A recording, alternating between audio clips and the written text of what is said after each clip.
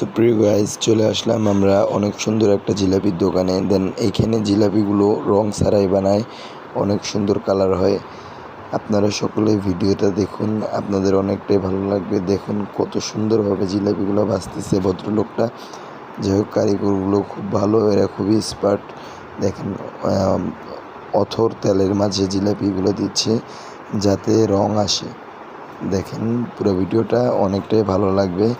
দেন দেখেন জিলাপির কালার আসতেছে, এখানে কোনো প্রকারের কোনো রং দেওয়া নেই, একদম ফ্রেশ, একদম ফ্রেশ, কোনো রং দেওয়া নেই। মানুষ যে বলে রং দেওয়া, আসলে রং দেওয়া লাগে না।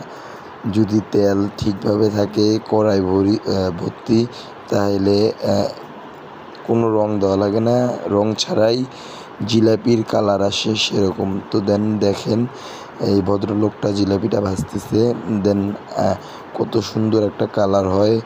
এরা কোনো রং ব্যবহার করে না, তেলে রং ব্যবহার করে না, কোনো কিছুতে রং ব্যবহার করে না। ফুল ভিডিওতে দেখেন কোনো জায়গায় কোনো রং নেই। দেখেন এই দেখেন শিরার মধ্যে দিচ্ছে এখন।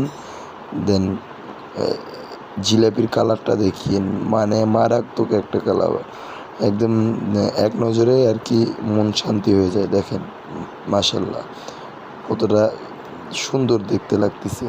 দেখেন আসলে অনেকেই তো বলে যে রং দেয়, এই করে সে করে। এই দেখেন একদম ফ্রেশ, একদম ফ্রেশ, কোনো রং নেই, কোনো রং নেই, কোনো কিছু নেই, একদম ফ্রেশ। দেখেন কত সুন্দর কালার, একদম ইয়াম্মি, কত সুন্দর একটা কালার। দেখছেন লোকজন যে বলে রং, জিলাপিতে রং দেওয়া হয় যার কারণে কালার হয় এরকম, আসলে এটা রং দেওয়া লাগে না। যদি আপনার